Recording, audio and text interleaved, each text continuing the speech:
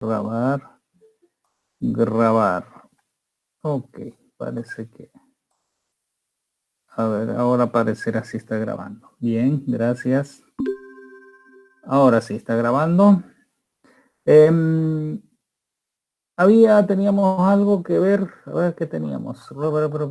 Estamos hablando de... Teníamos que ver.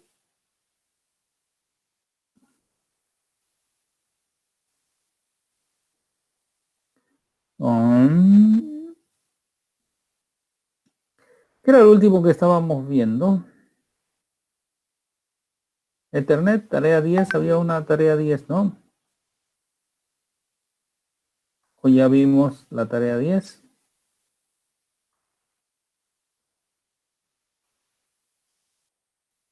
No, hoy es Ethernet, a ver, estamos 24 o 25. Ah, claro, lo que pasa es que la tarea 10 fue puesta justo antes del este. Bien. Ok, bien, veamos rápidamente quiénes presentaron. Dailer Taboada dice. ¿Quién es Dailer Taboada? ¿Está? ¿Vive Dailer Taboada? Aló, Dailer Taboada.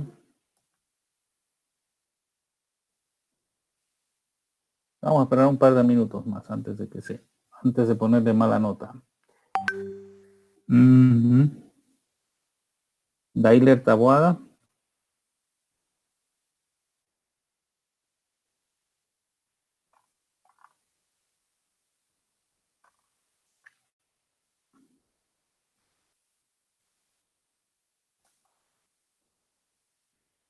Dailer no está. A la 1, a las 2.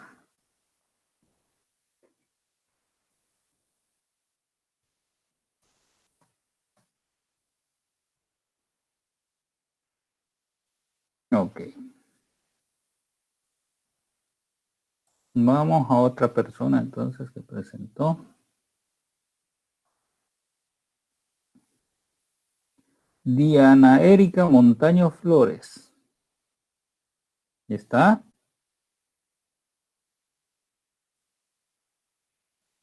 Ahora. Diana Erika Montaña Flores.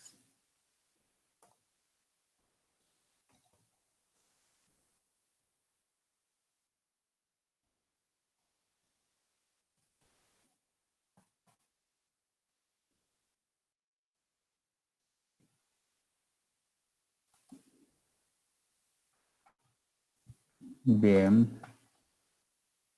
Vamos a un tercero. Que dice que es don Pedro Esteban Saca. ¿Está don Pedro Esteban Saca?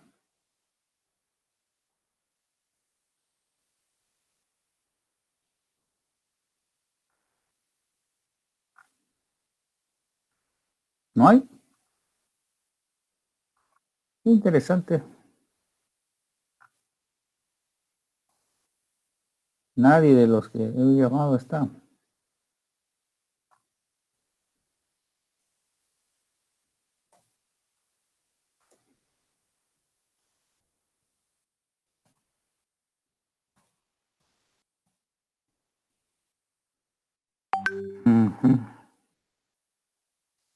A ver, uno más. Y después pedimos a alguien que lo quiera hacer solitario. Alejandro Lomas Saldías.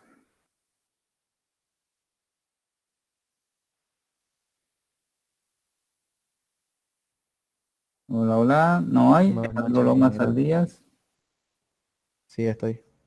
¿Está? Bueno, bien. Sí, estoy. Qué bueno. Ya, Alejandro, entonces es todo suyo para que pueda presentar el trabajo que hizo y nos conversa del tema. Un minuto, por favor. Ahorita. Claro.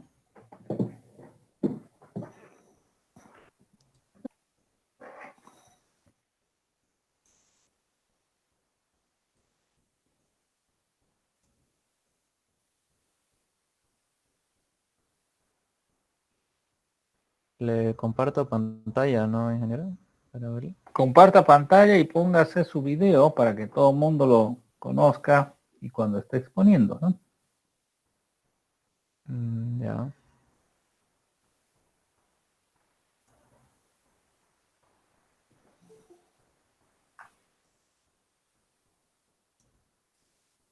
Eh, ¿Se ve, no, ingeniero? Sí se ve, hágalo un poquito más grande solamente, haga más grande en el lado derecho. Ahí, eso estaba yendo bien, vaya más ancho, que cubra casi toda la pantalla. ¿Así? Un poquito más. Eso, ya con eso ya usted puede más o menos. Ya. Lo único que no tenemos es la visual de usted, o sea, su imagen De... Ah, sí, de su es cámara. necesario. Claro, así todo el mundo sabe quién es el que está hablando. Un momento, por favor.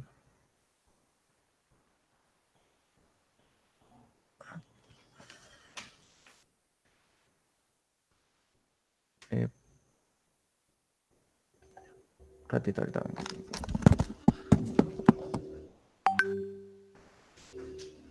Se va a ir a peinar.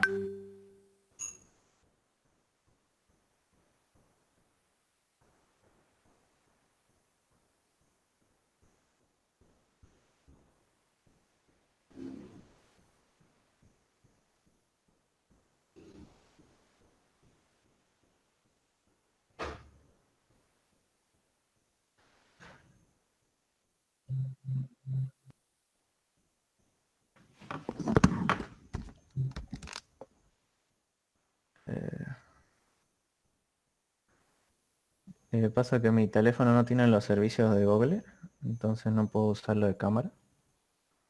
Mm. Un Huawei, entonces Ah, pero es Huawei no da, no funciona. que los nuevos modelos ya vienen sin los servicios de Google, entonces. Ah, Pero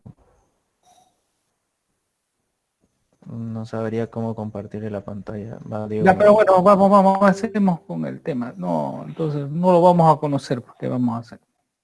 ya. No va a poder candidatear a ninguna cosa porque nadie lo reconocerá. Bien, el protocolo Ethernet, ¿no? Se le conoce como un protocolo que mayormente funciona tanto en la capa 1 como en la capa 2. Es más conocido como un protocolo del área local LAN, ¿no? Esta nomenclatura que tiene acá es de la, se podría decir como la organización que regula todo lo que vienen a ser los estándares de los protocolos que se utilizan actualmente, ¿no? Eh, Más podría decir sobre Ethernet. Este, Podría empezar por su historia, que primeramente empezó como un sistema interno a una empresa, ¿no? A la empresa Xerox. Y luego, gracias a su desempeño, fue estandarizado por por esta organización que aplica todos los estándares, ¿no?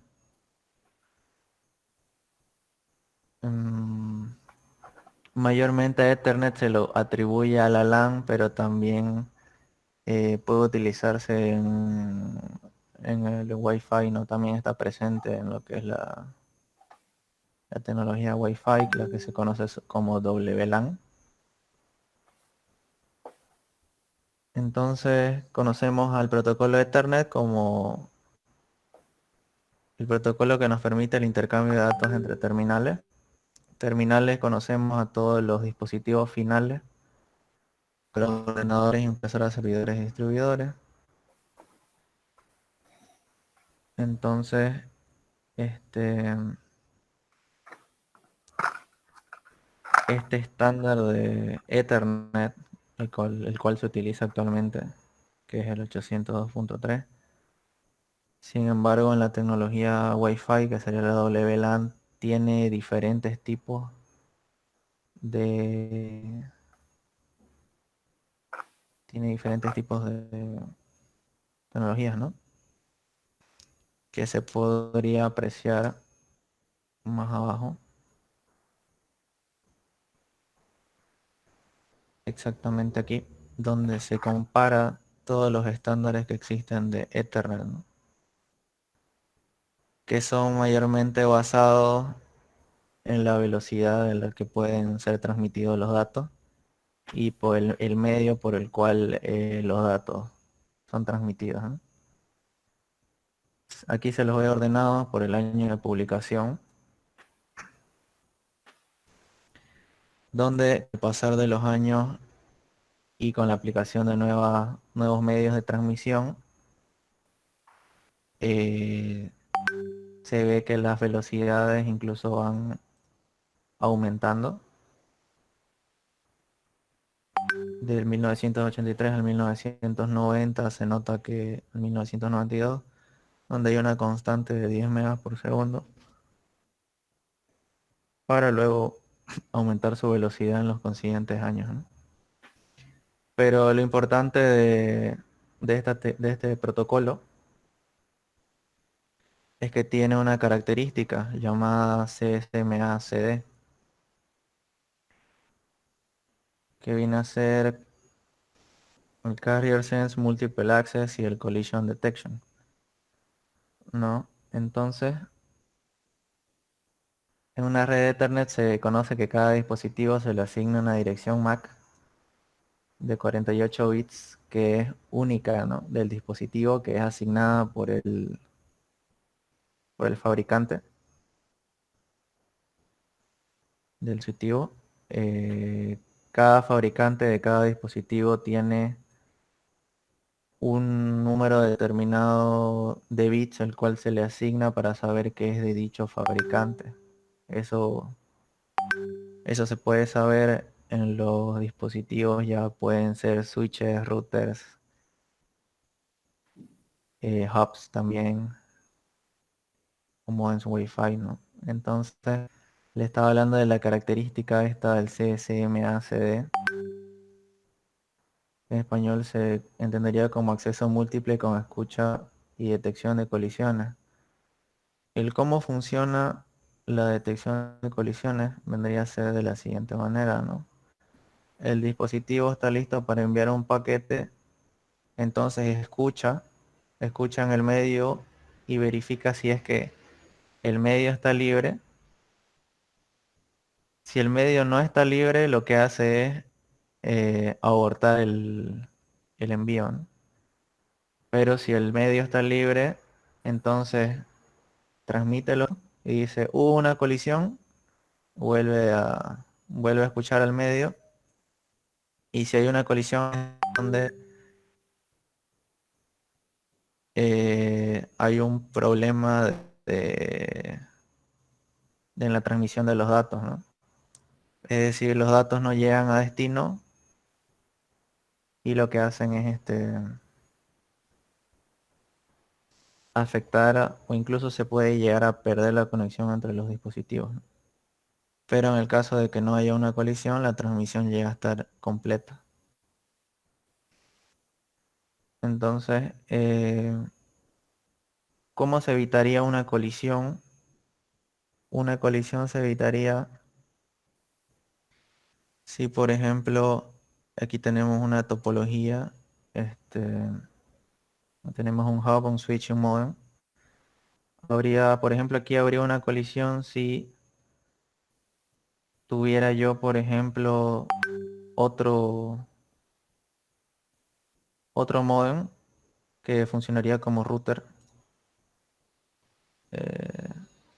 y ambos quisieran mandar archivos por el mismo, por el mismo,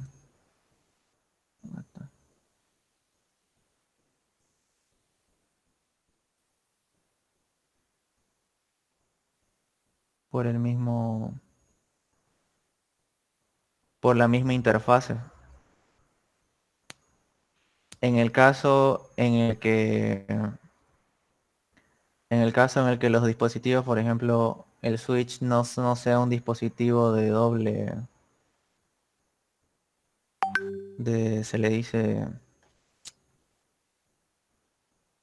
tiene un nombre, ahorita me voy a acordar y le voy a decir,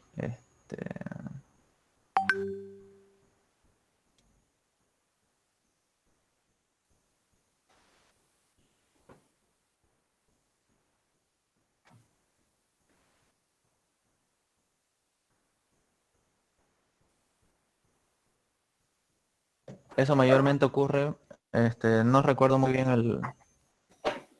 el nombre es el tipo de transmisión que existe, pero es solamente cuando solamente transmite por un lado y no por los dos lados. No hay un envío de ida y de vuelta. Half duplex. Mayor, eso, el half duplex y el full duplex. Eso. Ujú. Entonces, ese problema mayormente se veía con los hub,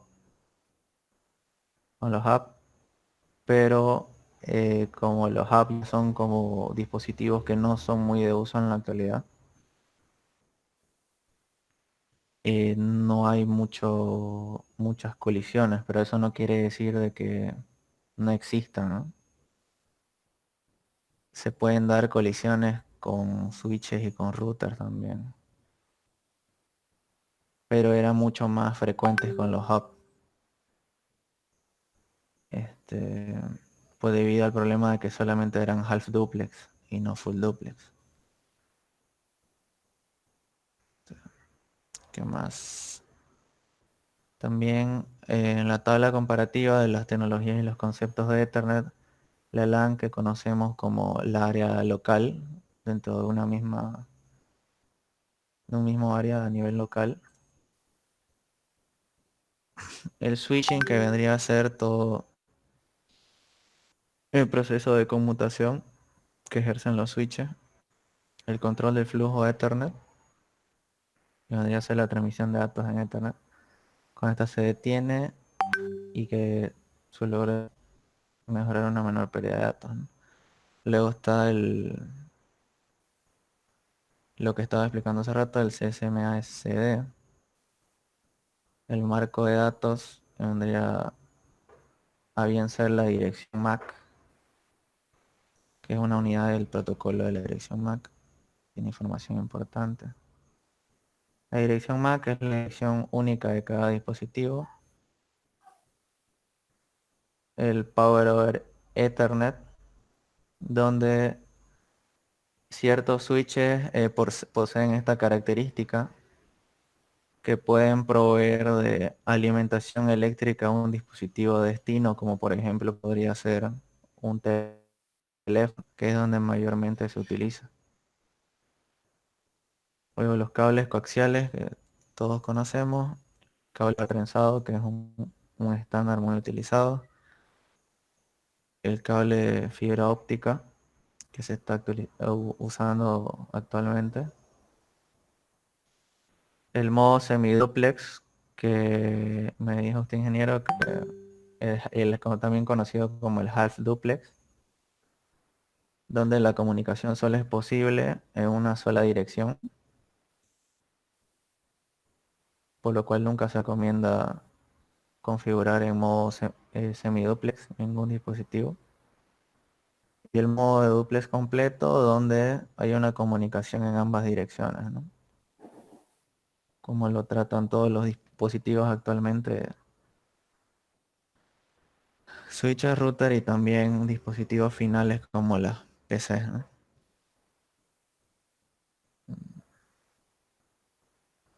Y ese ingeniero. Bueno, a ver, la parte de la trama, explíquela un poquito más. La parte que nos importa a nosotros es la trama. A ver, tenía en la parte final una tramita, ¿no? ¿Una trama? Sí, sí, más abajo, más abajo. Más. Mm, No tengo más. O hasta ahí llegó. Sí, es hasta aquí. No tiene la trama. La trama, Ethernet, la que es la trama que que... se forma en la segunda capa, Claro, exactamente. esa, no la puse. Oh, y esa es la clave del asunto. Bien, bueno, ok, tiene varias información, pero han estado dispersas. Y Alejandro, usted tiene que mejorar en la presentación, tiene que darle más dinamismo, porque si no se le van a dormir, le cuento.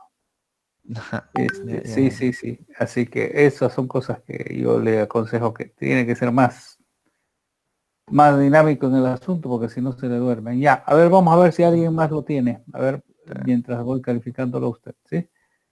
Ya. Alguien que quiera revisar la trama de Internet es la que nos interesa. ¿Quién tiene?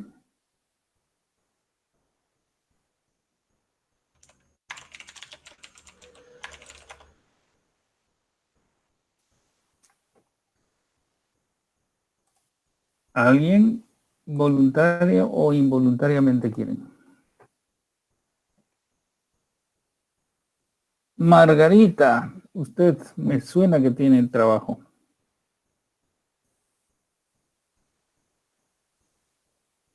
Margarita, Margarita Cerezo, ¿está?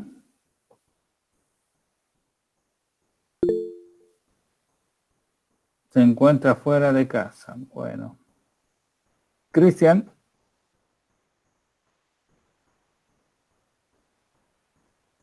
Cristian Terceros.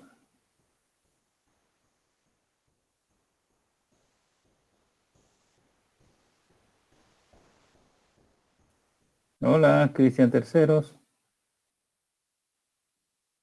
Nada, no está. José Gutiérrez, Aro La Paza, Henry Jofré, Marcelo Ríos.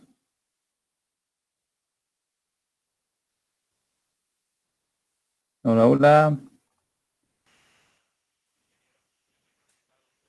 Alguien que esté en clases, porque así no veo que alguien esté en clases. ¿Eh?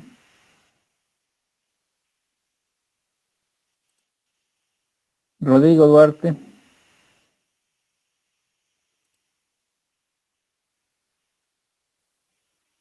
Bueno, llamaré una lista más fácil. El que no está, no está. Alejandro Loma ya acaba de hacer. Alexander Maldonado. ¿Está? Alexander. Alexander Maldonado.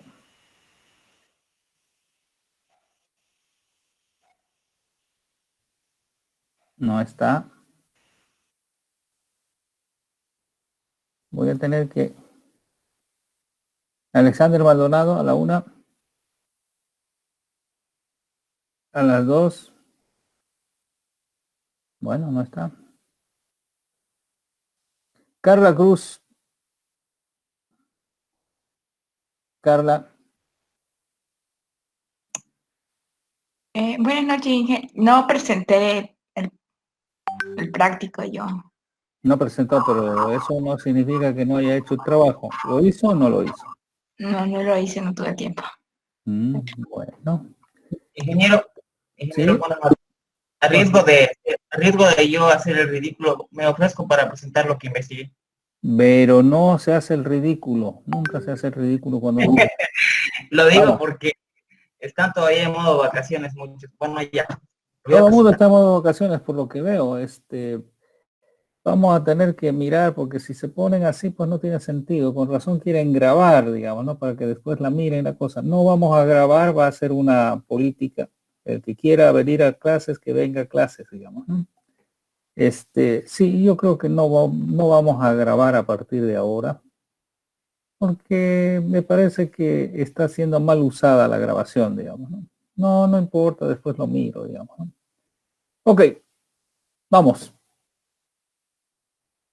José Luis, es todo suyo. Perdón, tenía el micrófono apagado. ¿Ya se puede ver? No sé si se puede ver Sí, todavía la pantalla. se puede ver. otra vuelta voy a ocupar una introducción que hice anteriormente, que estas tres presentaciones sobre qué es un protocolo de comunicación, para luego lo consideré, ¿no? Vamos.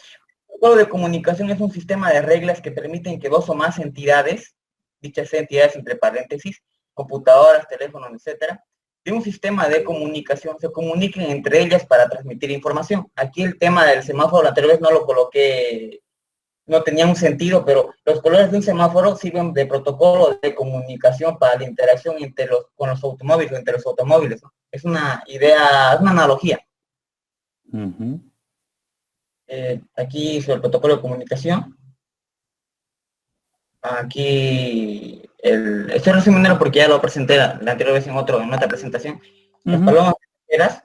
El protocolo de comunicación, también llamado en este caso protocolo de red, define la forma en que los distintos mensajes o tramas de bits circulan en una red de computadoras.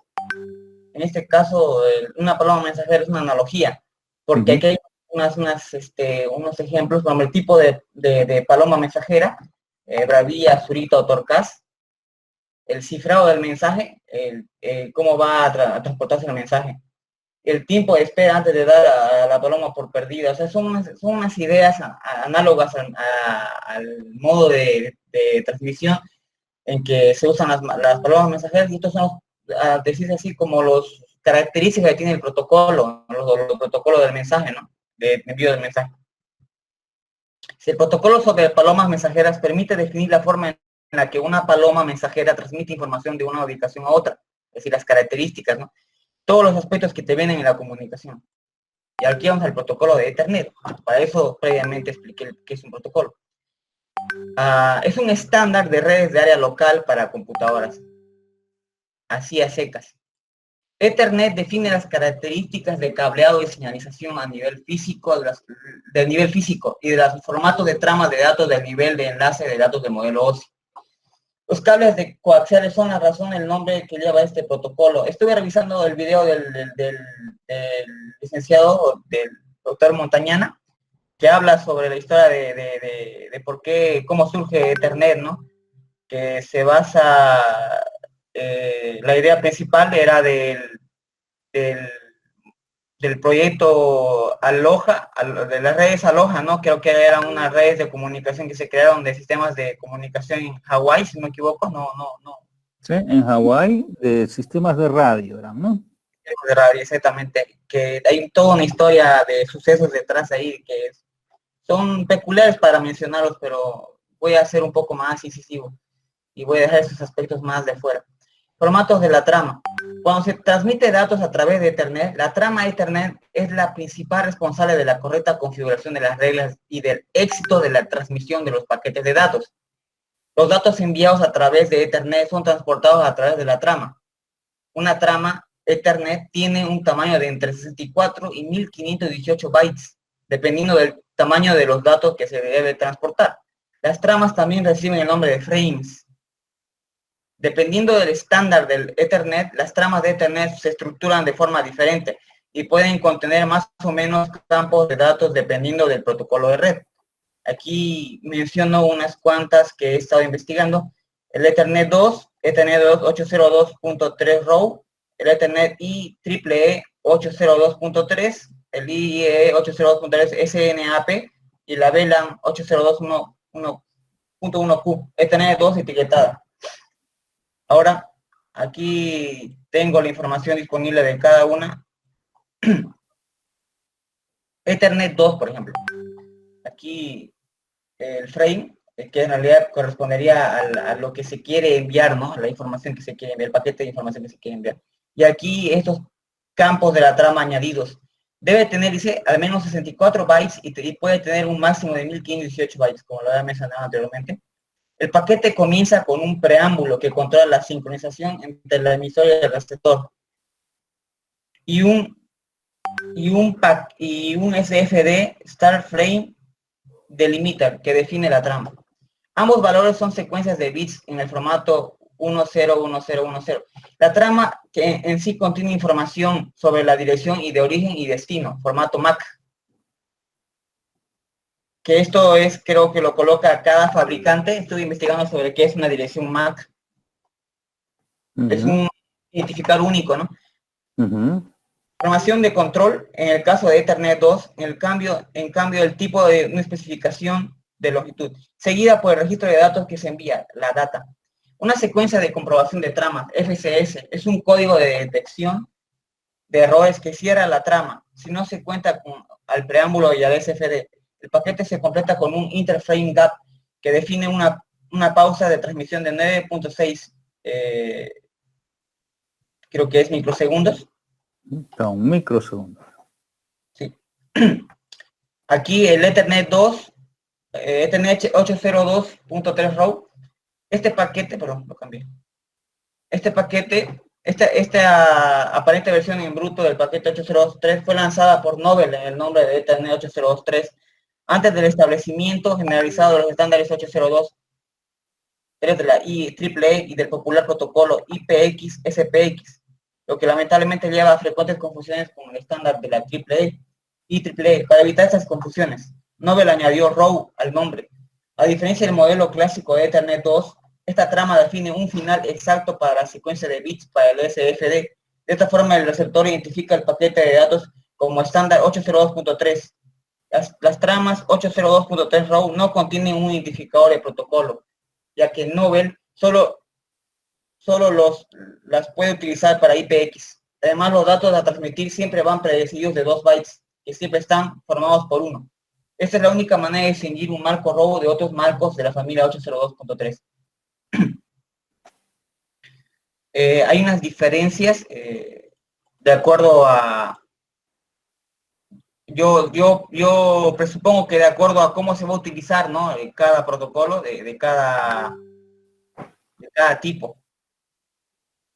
Ethernet IEEE 802.3, esta versión estandarizada de la trama de Ethernet puede definir hasta 256 protocolos compatibles, con información de protocolo importante integrada en el campo de datos. Se incluye el punto de acceso al servicio de destino, DSAP, y el punto de acceso al servicio de origen, el SSAP. El nuevo campo de control define el Logical Link, el LLC, del protocolo. Este punto garantiza la transparencia de los procedimientos de compartición de medios y puede controlar el flujo de datos. La estructura estandarizada de la trama Ethernet 802.3, las nuevas características son DSAP y SSAP, que sustituyen al campo de tipo y el campo de control que contiene el marco LLC.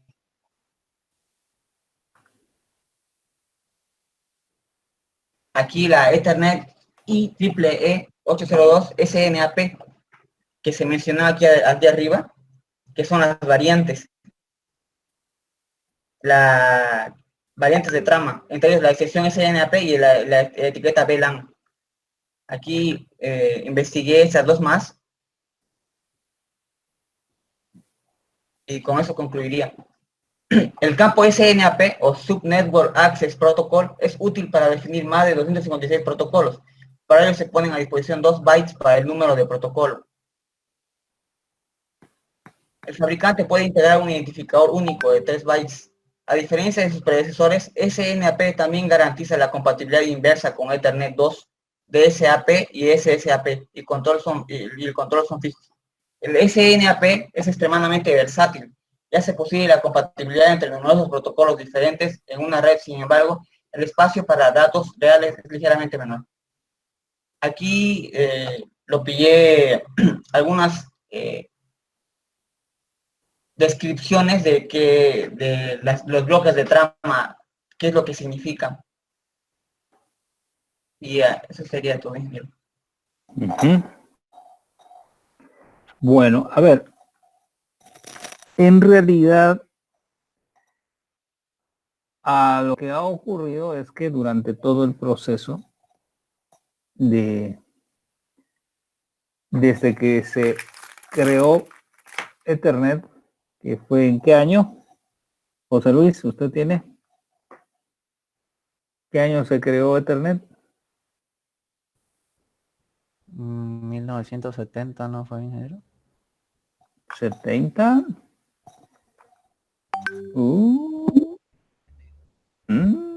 A ver. ¿Cuándo se estandarizó? ¿Cuándo fue el primer estándar? Fue lo único que no, Es lo único que no encontró. no le... Sí revisé, incluso lo vi el video del licenciado Montañana, pero tiene un video introductorio, ¿no? Donde habla de historia, Sí, pero... sí. El profesor Montañana tiene muy buenos, Pero no, la verdad que no lo tomé a detalle. Se lo pasé por alto ese detalle. ya. El 802.3, ingeniero, en Claro, es que 1983. en realidad el Ethernet del 802.3 es el que funciona, digamos, ¿no? El que se estandarizó, etcétera, ¿no? Su compañero, por ejemplo, el compañero que expuso anteriormente, habló de un sitio español que habla de la historia, etcétera, pero técnicamente, digamos, Ethernet ha cambiado, no mucho, pero ha cambiado, digamos. Pero lo más importante es que lo que definió, ustedes saben quién es el que hizo, hablamos con ustedes, ¿no? ¿Quién era el que empezó a hacer todo esto? ¿O no fue con ustedes? Hola, ¿fue con ustedes o no? ¿Habla de los personajes que dieron origen a Ethernet, ingeniero, o de qué habla? Claro. A ver, Ah, entonces yo vamos a partir así, vamos a comenzar mirando un poquito de lo que es la historia de Ethernet, la historia oficial real. Pero yo lo que quiero ver dónde están ustedes, que yo no los veo. Acá están. Quiero compartir mi pantalla. Ok. Bueno. Ok. Para los que no conocen y no saben, el señor que empezó toda esta historia se llama Robert Metcalfe. ¿Sí? Es este señor. No los otros, no los que están. Este señor que desarrolló, acá está Robert Bob Metcalfe, desarrolló, a ver, vamos a poner con Bob Metcalfe, Robert Metcalfe. Este señor Robert Metcalfe es un ingeniero eléctrico, por supuesto, electrónico, y de aquí, esto de acá que ven, es el primer dibujo que él hizo respecto a cómo debería funcionar el protocolo Ethernet. Por supuesto, este señor Metcalfe, se olviden que, de acuerdo a lo que había hablado su compañero, este señor se había graduado en California y después fue a hacer su doctorado, a trabajar en una universidad en Hawái, y en Hawái desarrolló todo el procedimiento y el protocolo. Y es una leyenda viva, ¿no? O sea, el señor sigue vivo. Él dice en un video por ahí, que capaz que no esté ni siquiera, pero podríamos ver un video. Es interesante porque él dijo que había desarrollado el protocolo pensando que iba a durar unos cuantos años, pero después de más de, sí, fíjense cuando inventó Metcalfe en los 70. Pero en realidad en los 70 se inventó el procedimiento, pero realmente se empezó a popularizar en los 80, ¿no? Pero estamos hablando de los 70, estamos hablando de 50 años atrás. Esto digo yo porque en algún momento le preguntaron en una conferencia si él pensaba que cuando diseñó este protocolo iba a tener una duración y esta amplitud que tiene en la actualidad. En la actualidad todas las redes LAN trabajan con Ethernet. Y él dijo, no, yo pensé que iba a estar unos cuantos años, pero no tanto como es ahora. Y entre lo que dibujó, este dibujito es famoso porque esto lo dibujó explicándole a otro de sus compañeros de cómo iba a funcionar la historia, ¿no? Cómo iba a funcionar. El cable amarillo es el cable coaxial, que debería tener dos puntas que se llaman terminadores, y que las máquinas se iban a conectar a este medio único de comunicación y iban a compartir a través del cable, ¿sí? Toda la conectividad o todas las señales iban a ser conectadas a través de este elemento, ¿sí? A ver, vamos a ver si tenemos algo más. No solamente fue Metcalfe, por supuesto Metcalfe fue uno de ellos, pero hay otros que han estado detrás de él. ¿Sí? Vamos a ver qué tenemos en video. Si tengo algún video que sea interesante, lo podemos ver. ¿Sí?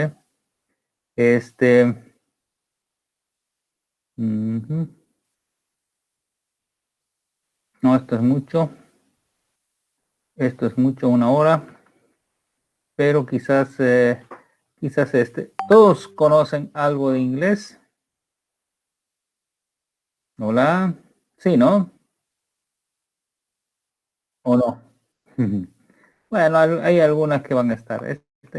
Este señor es un caso interesante porque por supuesto, vamos a ver si está el video cuando él habla de precisamente esta parte de que estamos hablando, ¿sí?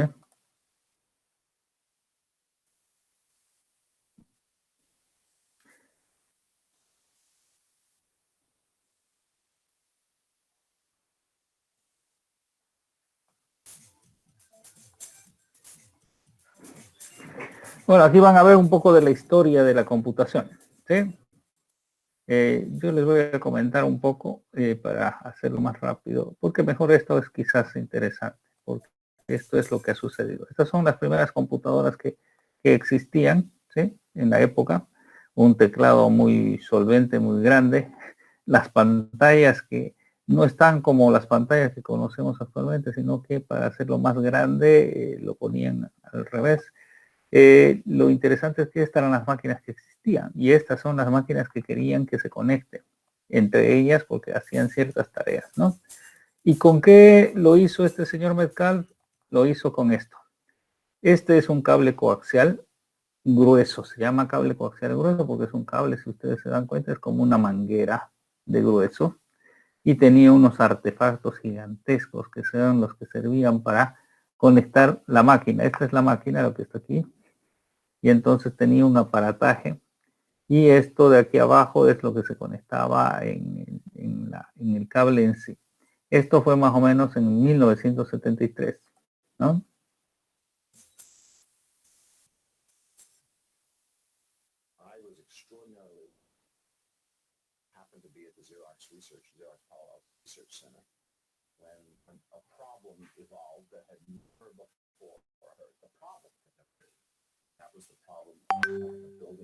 A ver, yo sé que aquí tengo por posibilidades antes de poner subtítulos y lo voy a poner en, no lo voy a poner, lo voy a poner en subtítulos.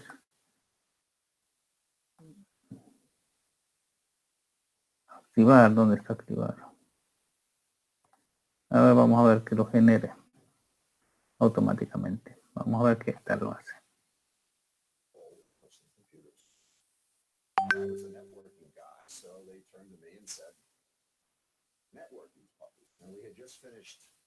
Starting the internet, then called the ARPANET, which was packet switching.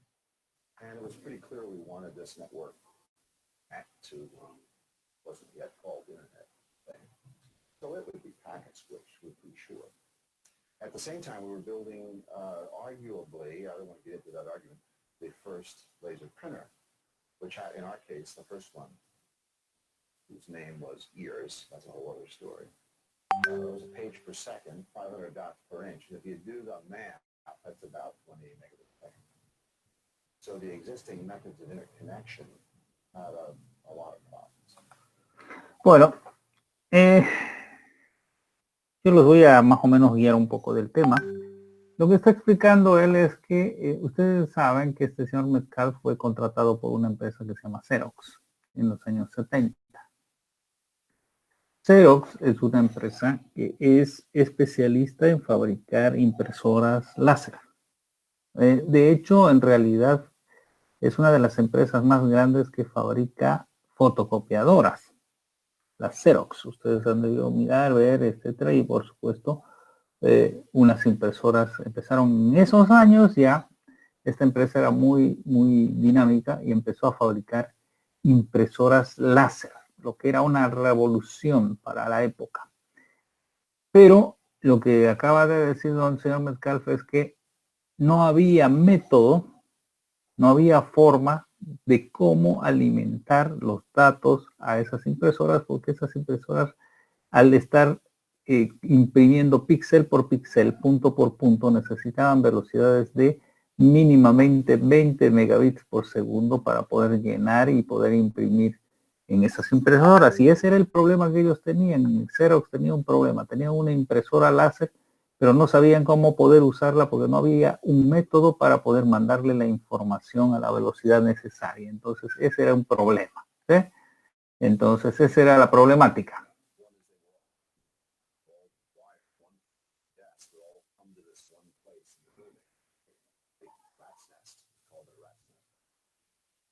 Two is they generally ran at 300 bits per second, or if you really revved them up, they go to 14 kilobits per second. En esos años, las velocidades que tenían eran entre 300 y 14.4 kilobits por segundo. And we want people to be busy by sending documents from all PCs, which hadn't been built yet, except for it hadn't been built even at the clock. So we were building the printer and we were building the PCs all at the same time. So I started work on this, and there was an effort before mine called Signet at Park, and it was being done by Charles Simony, my friend. And but he wasn't a networking guy, so they sent me in to pick up Signet from Charles. And he was going to go off and do something else. And by the way, the other thing he did is he wrote a text editor, a word processor called Bravo, which then became Microsoft Office.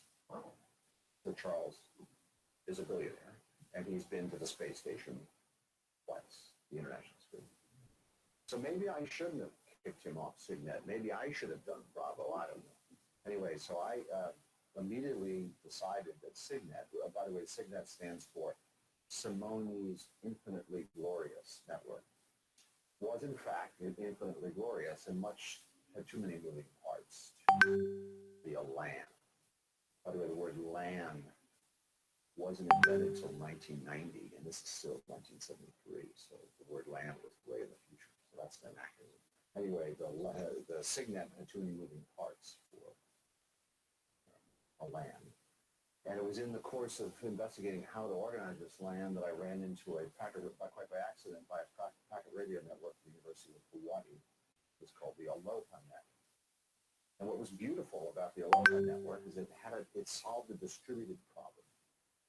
That is, how would we share a radio channel back to the mainframe in Hawaii at the university if we were just a bunch of terminals scattered among the Hawaiian Islands, and they couldn't really easily talk to each other to get coordinated? How would they coordinate their sharing of this inbound radio channel? And Norm Abramson there at the University of Hawaii devised this very simple randomized retransmission procedure where a person would type. By the way, what they would type was a card image. It was 80 columns wide, back from the days of card batch processing. So you would type in your card image and hit send, and then your terminal would send it in toward the mainframe, and then would wait a short time to see if there was an acknowledgement returned on the outbound channel. And if there was, everything was hunky-dory. But if there wasn't, that probably meant the two terminals had decided to send at the same time. So then as many terminals as participated in that collision of transmissions would then randomize and then retransmit at a random time in the future. Thereby, if they overlapped here, they very likely would not overlap again in the future because they would choose different random numbers to count down. So that's randomized retransmission multiple access, right? Since I was trying to avoid this big rat's nest of wires, and Norman wanted to have one wire, just one wire, not 16 or 32 or whatever the alternatives were. Just one, I wanted a distributed solution to how to share this cable, and the Aloha network produced that using randomized retransmission. So then I, actually, you know, there's sort of two stories here. One is a hardware story. There's a hardware story and there's a software story. And the hardware story is not that interesting, but it's one of the first things I did was to buy a kilometer of cable. Well, it may have been a mile. I don't know if I've done that. But, so a spool of coax cable about this big with the two ends. So I got a pulse generator and I hooked it up to one end and hooked it around back into the oscilloscope and started launching square waves down the cable and watching what came out. I thought that would be good preparation for building a network. And what came out the other side wasn't a square wave. Sort of lazy rise times and lazy fall times. But if you put a digital gate, you could recover the square wave. That is, you just said, use the digital threshold, and so out of this gate came a square wave. So you could recover at the end of a mile of cable this square wave. So I kind of had some confidence then that various stations connected to this cable could inject their square waves, and the other guy could recover them. So that hardware wasn't that hard. It was a straightforward. So the first hardware was relatively straightforward. Very straightforward. And the square wave, by the way, was called Manchester. What we'd do is we'd take the bit, we'd make a packet of bits, and then we'd send them one at a time down this cable, and we would encode them. And the encoding was also simple. It was Manchester coding, meaning for each bit, the first half of the bit would be the complement of the bit, and the second half of the bit would be the bit. So you would have a transition in the middle of each bit cell. This is a very simple modulation scheme. So as you're sending the packet, the cable's wiggling, and you can recover the signal at the other end and clock those bits into a shift register, and then clock the shift register into memory and clock the packet that way. And that also just some soldering to make that all happen. Well, I don't want to. It got a little bit complicated when you wanted to put 255 of them on a mile of cable. You had to be a little bit careful about the impedance of the taps, because a square wave coming by a tap might generate reflections that would then interfere. But the beauty of Manchester encoding is that while you were sending a packet, there were constant transitions. So if you listen, you could tell whether a packet was going by, and you didn't have to listen for long. You only had to listen for about a bit time, and then which turned out to be 340 nanoseconds. You could wait that long and tell whether there was a packet going by. So one of the first differences between the Ethernet and the Aloha network, there are a lot of differences, but one of the first ones was carrier sense. In the Aloha network, you couldn't tell if somebody else was transmitting at the same time as you, but on the Ethernet you could. And the advantage of that was, you might as well, if you're sending and somebody else is sending at the same time, you might as well give up because you've destroyed each other's packets. So then that recovers that bandwidth that would otherwise be lost to just continuing to transmit a damaged packet. And the other thing was this Manchester code meant that the cable was on half the time and off half the time. That is, the driver, sort of open, what we used to call an open collector driver, would either yank the cable up to 3 or 4 or 5 volts. I even forget the voltage now, but it was under 5. I'm sure that. I had a rule. I never went above 5 volts. You would yank the cable up, and then during the other half of it, when you weren't yanking, you let go. So for example, in each bit cell, you got to look to see if anyone else was transmitting when you had stopped. And if there was somebody else, then you had a collision. So that was the second feature. It was really a digital signal. Really a digital signal. It wasn't modulated signal. Right? No. Well, it was best you could send a digital signal over phone on with the Manchester encoding. So the Manchester encoding is akin to a modulation scheme, but it's the simplest one you can think of. It's very basic. Yeah, and it is very baseband, but it's a sort of modulation scheme that a computer scientist would come up with, as opposed to one of those fancy radio. So, and by the way, I took a lot of gas from all those radio people. Why did you use such a simple scheme? You would have wasted all that bandwidth. You wasted all that bandwidth. That cable was capable of carrying hundreds of megabits per second, and you only carried 2.94. What a waste of the cable. Well, there was plenty of cable to waste. So we talked about carrier sense and collision detection. And the scheme would be that each packet would carry two addresses, the address of the destination and the address of the source. And each of these would be 8 bits. And so on the back plane of the little personal computers with wire wrap, you would wire wrap in a code between 0 and 255, and that would be the serial number of the machine, and then you'd read that off the back plane and put it in the packet. So each packet had 2 addresses. This is different from the Aloha network, incidentally, which had 1 address, because the channel was only going 2 channels. So 2 addresses, and we added a cyclic redundancy checksum on the end of the packet, which we implemented in hardware, so that you, in addition, so you could tell if the packet had been damaged. So if there was a collision and the terminal of the contending stations backed off, there would be a hunk of garbage on the cable. But when it was received, the checksum wouldn't head up, and you just throw that chunk of garbage away. The day that I was launching pulses down this spool of cable, I was doing some soldering, and I was doing some knife work to get the insulation off the copper. And across the room was a young grad student who was doing something else, and he noticed me not being good at this. And it turns out he was very good at it, because he'd worked in a television studio, and he'd worked in cable television, so he knew all about spinning wires and coaxes. So he came over to help me, and his name was David Boggs. And then we started working together and embedded Ethernet together. So he was slightly more hardware, and I was slightly more software. But there was then a third guy who was even more hardware than David, who was the picofarad guy, the guy who would put those last few passive components in the end, just to be sure that connection to the coaxial cable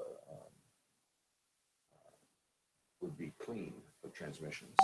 Every time you tapped into it, you didn't put a big lump of impedance on Well, it. the tapping seems like a counterintuitive thing to me. Everyone would think that a star is the right thing, but you were going to tap into that. Well, one of the problems we decided to solve was the RACSNet problem.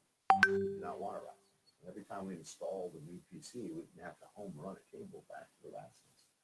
So we wanted to put one cable down the middle of the corridor, and then every time you want to put a PC, you just run up and tap into it.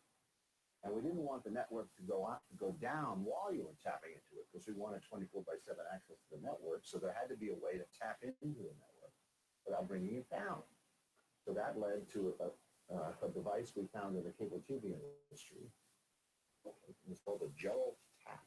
It was basically a vampire tap. You drill a little hole in the outer casing of the coax, and then you would screw in this tap that would puncture the insulation and go right to the copper and tap in.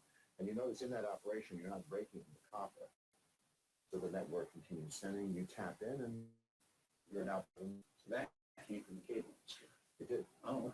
A guy named David Liddell, who had done cable TV installations when he was in grad school in Toledo, suggested that we use the Gerald tap since it was already being made large and worked just fine. But it allowed us to solve the RACSNet, what we perceived to be an important problem, the RACSNet. The Aloha network ran in the kilobit per second range, like 4800 or I don't know the numbers, but kilobits per second. Ethernet then started at 2.94 megabit. And in those days, by the way, T1 was 1.544 megabits per second. So in 1973, Ethernet was already twice as fast as T1. Of course, T1's still around, oddly. Then we went from 2.94, we briefly went to 20 megabits per second inside of Xerox.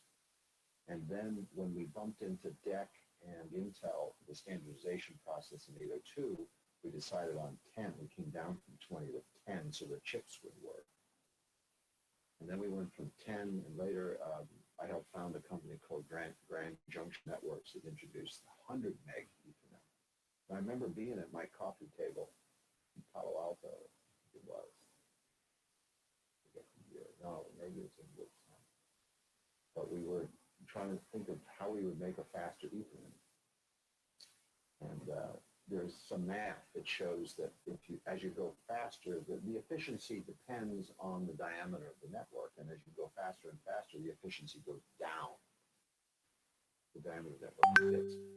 And we were trying to go a factor of 10, and then I don't know who it was. One of us observed, but wait a minute.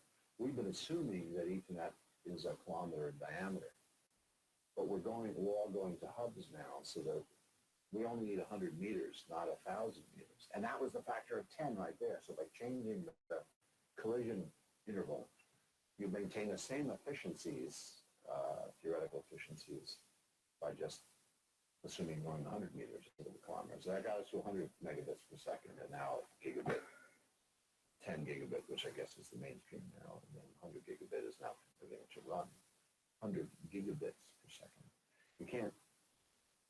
You can't be a computer scientist and build that kind of digital now. You have to actually be a hardware engineer to run with 100. I think at that point you're pretty much a radio person. But then after 100 gigabits comes terabit. So I've already begun giving talks on terabit.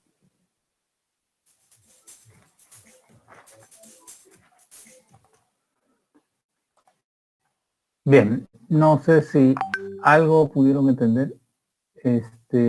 Lo que es importante es que este señor, que fue el inventor de este procedimiento que todo el mundo ahora lo usa y lo conoce, sigue todavía ahí vivo y sigue trabajando y explica de manera muy simplificada cómo lo hicieron, ¿no? Entonces que trabajaron con lo que había. Fueron a buscar cables, fueron a buscar, porque, a ver, cuando le dan la tarea de hacer el protocolo, o sea, en realidad le dan la tarea, lo contratan para que haga algo para que pueda unir a las computadoras, y ese algo, él empieza a utilizar el concepto de aloha y lo trata de meter en un cable, etcétera, ¿no? Entonces, y eso es lo que en realidad hace, y en la última parte de la entrevista él expresa de que en realidad Ethernet se divide en dos partes, una parte de software, que es la que él trabajó más intensivamente, y una parte de hardware, que si bien era necesario, lo hizo otro señor Box, que apellida Box, que era el que estaba encargado de ver más la parte de hardware. No se olviden que en la época no había nada, todo se tenía que inventar. Entonces se inventó y, por supuesto, inventó un procedimiento que se llama CMA-CD, ¿no? Ok, vamos a ver entonces la trama de Ethernet. Yo creo que todo el mundo la conoce. ¿Es uno? Ok, estábamos hablando ¿de qué es esto? Esto era de...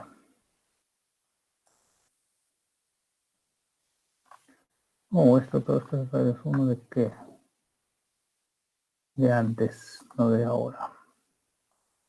A ver, es uno grupo, ¿será este? Grupo SA. Así, este es el que estábamos viendo nosotros, las tramas, y nos habíamos quedado por ahí en las tramas en el protocolo de Ethernet. Bien. El protocolo de Ethernet, entonces, fundamentalmente no es nada más que un procedimiento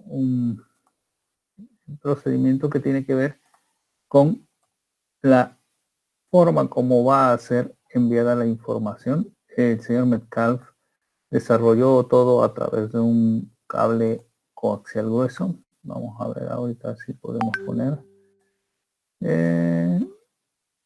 un cable coaxial grueso. ¿Sí? A este cable coaxial grueso se le adicionaban las estaciones. Las estaciones eran, por supuesto, las máquinas que tenían que compartir la información. Y esas estaciones eran, pues, nada más que esas computadoras horribles que ustedes vieron, pero esas eran las que habían en esa época, así que no había ninguna otra cosa más. No sé, estamos un poco fuera de tiempo. ¿Es esa la hora? ¿De verdad? Sí, ¿no?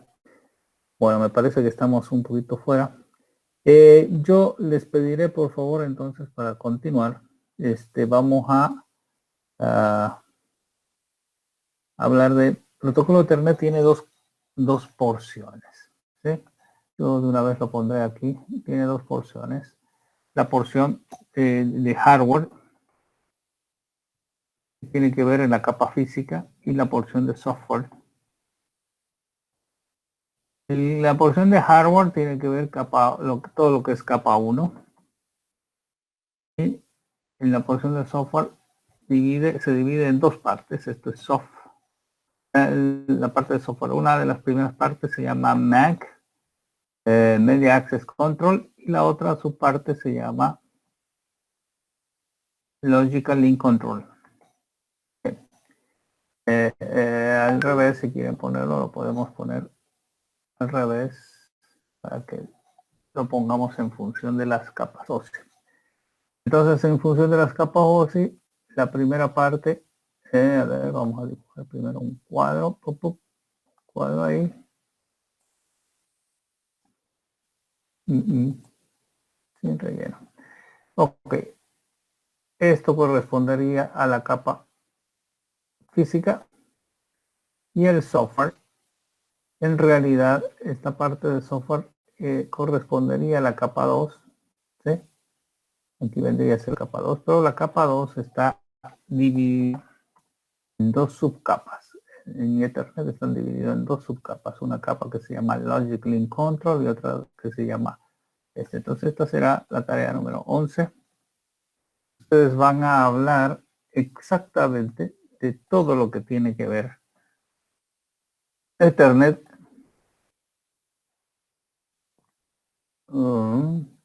en estas capas.